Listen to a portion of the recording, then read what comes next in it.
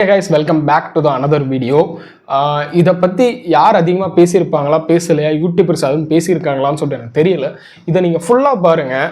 ஒரு ஆண்னால் எப்படி நடக்குதா, இல்லைனா இது ஒரு நல்லவர்களை தீங்கு விளைவிக்கிறாங்களா, இல்லைனா இது நாள் வரைக்கும் நல்லவர் மாதிரி வெளியே காமிச்சிக்கிட்டாங்களா ஏதாவது ஒரு காரியம் நடக்கணும் அப்படின்ட்டு.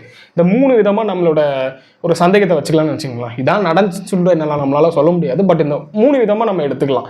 ஓகே, இப்படி நடந்திருக்கலாமோ அப்படின்ட்டு. இப்போ ரீசெண்டாக பார்த்தீங்கன்னா சிங்கப்படை அதிரடிப்படையில் ஜாயின் பண்ண ஒரு லேடி போலீஸ்க்கு ஒரு பாலியல் குறுஞ்செய்தி வந்துச்சு, பாலியல் தொல்லை கொடுத்தாங்க அப்படின்னு சொல்லிட்டு ஆறுநேரி போலீஸ் ஸ்டேஷனில் இருக்கிற ஒரு லேடி போலீஸ் கம்ப்ளைண்ட் பண்ணியிருக்காங்க. அதனால் அங்கே இருக்கிற இன்ஸ்பெக்டர் திலீபன் அவர்களை சஸ்பெண்டே பண்ணிட்டாங்க. இது நேற்று வந்துச்சு. நேற்று ஒரு நியூஸ் மெயினாக என்ன வந்துச்சுன்னா, ஒரு போஸ்ட்லாம் நிறைய பார்த்துட்டு இருந்தேன். முதல்ல நியூஸ் ஜே அதில் தான் நான் பார்த்தேன். இந்த மாதிரி திலீபன் அவர்கள் பாலியல் தொல்லை கொடுத்துருக்காங்க, அதனால் அவங்க ரிப்போர்ட் பண்ணியிருக்காங்க. சிங்கப்படை அதிரப்படை மெயினாக இந்த நியூஸ் கவர் ஆனது சிங்கப்படை அவங்கள இருக்காங்க அப்படின்னு சொல்லிட்டு தான் கவர் ஆச்சு. அதுவும்லேயும் வந்துச்சு. அதுக்கப்புறம் லைன் பை லைனாக ஒவ்வொரு நியூஸ் இதுலேயும் சேனல்லையும் வந்துருச்சு.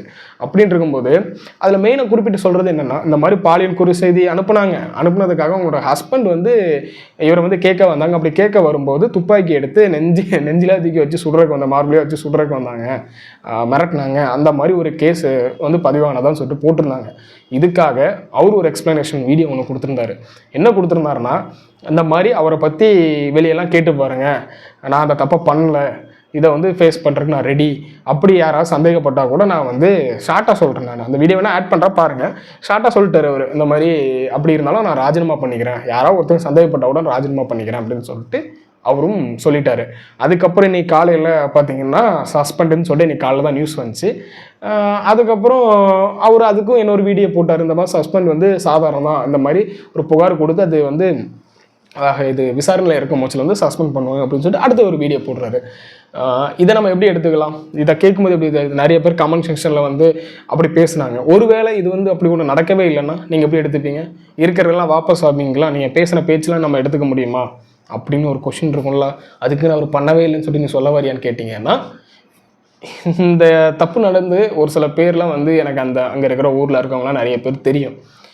இவரை எனக்கு தெரிஞ்சு ஒரு 4 மாதத்துக்கு முன்னாடியே ஆறுமநேரி காயல்பட்டினத்தில் இருக்கிறவங்கலாம் நிறைய விஷயத்தில் ஸ்ட்ரிக்டாக இருக்குது.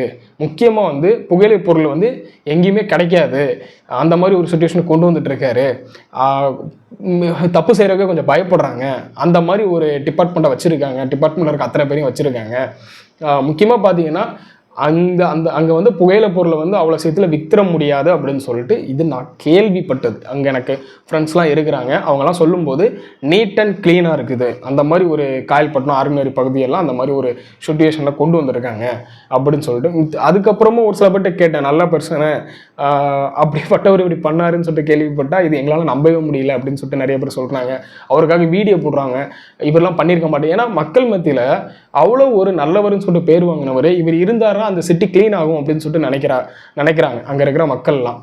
இதை நீங்கள் எப்படி நினைக்கிறீங்க? ஒரு சூழ்ச்சின்னு எடுத்துக்கலாமா? ஒரு வேளை இவர் இந்த மாதிரி முக்கியமாக புகையிலை பொருள் தான் அதிக இடத்துல இப்போ நிறைய இடத்துல கிடச்சிட்டு இருக்குது.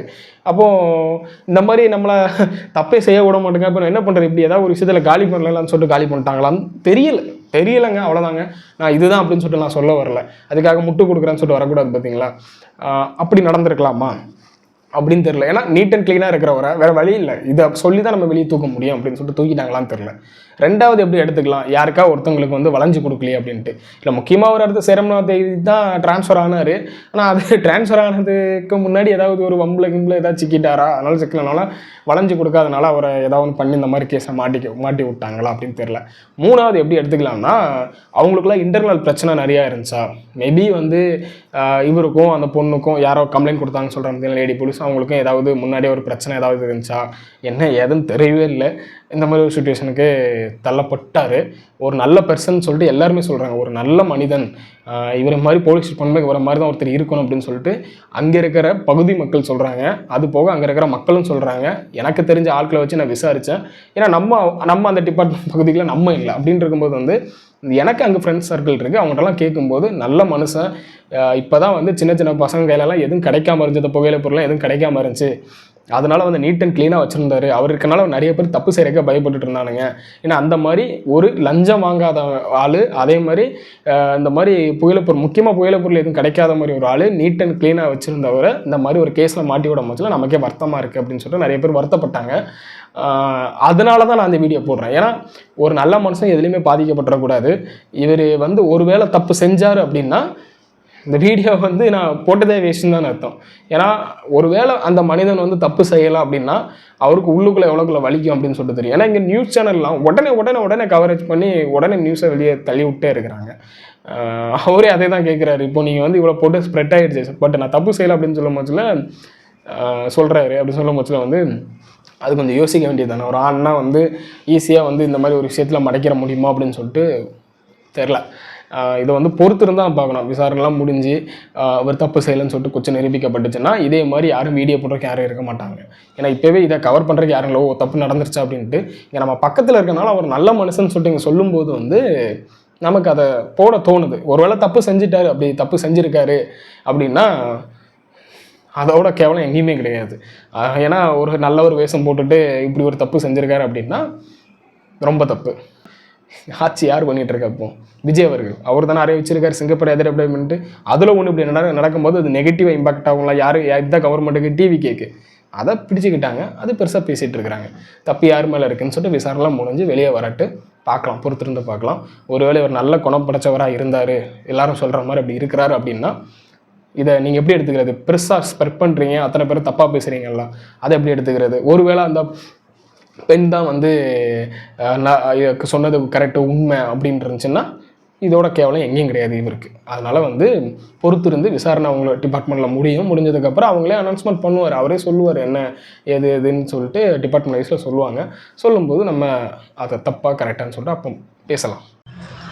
எல்லாருக்கும் வணக்கம். நான் வந்து திலீபன், ஆர்மனேரி இன்ஸ்பெக்டராக இருந்தேன். இன்றைக்கி ரிலீவ் ஆகி ட்ரான்ஸ்ஃபரில் சேர்மாதேவி போகலாம்னு போக போகிறேன். இந்த சுச்சுவேஷனில் இப்படி பர்டிகுலராக நியூஸ் 7 நியூஸ் J ரெண்டுத்துலேயும் பாலியல் புகார் அப்படின்னு சொல்லிட்டு ஒரு நியூஸ் வந்துட்டுருக்கு.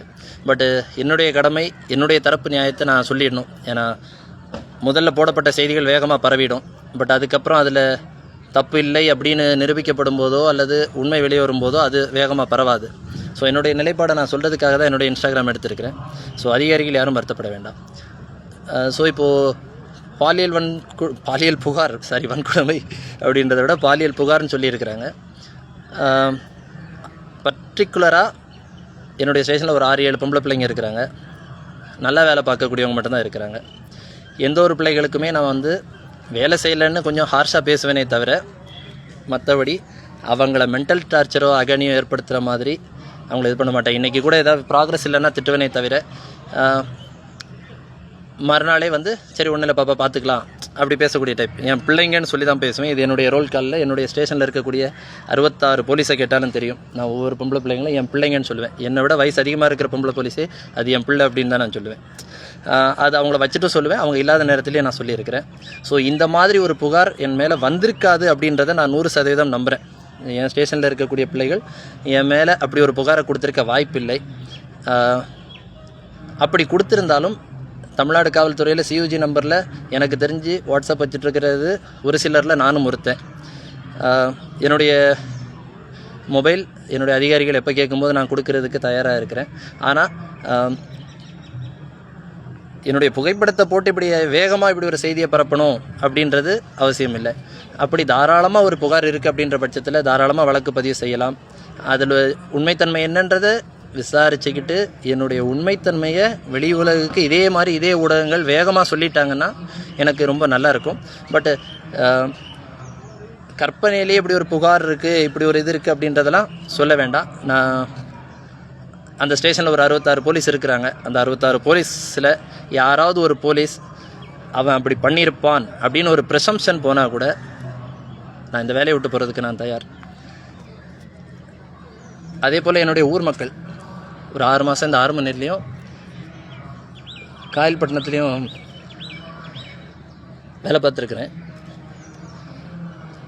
என்னுடைய ஊர் மக்கள் அப்படி ஒருத்தர் எங்கள் ஐயா இப்படின்னு சொல்லிட்டாங்கன்னா கூட நான் இந்த வேலையை மொத்தமாக ரிசைன் பண்ணிடுவேன். ஸோ என்னுடைய மக்கள் என்னை செல்லமாக மொட்டை சார்னு தான் கூப்பிடுவாங்க. என்னுடைய மக்கள்கிட்ட அதே நியூஸ் 7 அண்ட் நியூஸ் ஜே ஒரு பேட்டி எடுத்து பாருங்கள், திலீபன் என்னன்னு சொல்லுவாங்க. என்னுடைய காவல் நிலையத்தில் இருக்கக்கூடிய காவலர்கள்ட்டையும் அப்படியே இந்த நியூஸ் 7 ஜேவும் ஒரு பேட்டி எடுத்துட்டிங்க அப்படின்னா அவங்களும் சொல்லுவாங்க நான் எப்படிப்பட்டவன் அப்படின்றத. ஸோ நான் யாரையுமே குறை சொல்ல விரும்பலை, எந்த பிள்ளைகளையுமே யாரையுமே குறை சொல்ல விரும்பலை.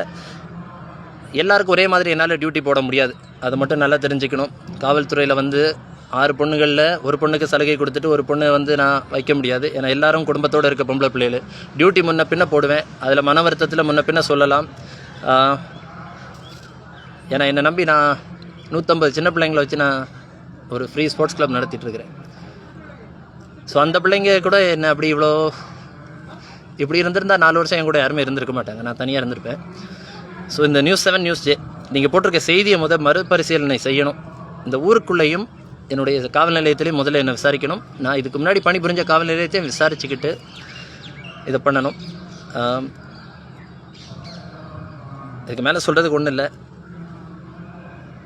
இந்த புகார்லேருந்து நான் விடுபடாமல் இந்த சேரமாதேவி காவல் நிலையத்தில் நான் பணியில் சேர மாட்டேன். அப்படி தேவைப்பட்டால் என்னுடைய ரெசிக்னேஷன் லெட்டரை அடுத்த 7 நாளைக்குள்ளே நான் அனுப்பிடுவேன்.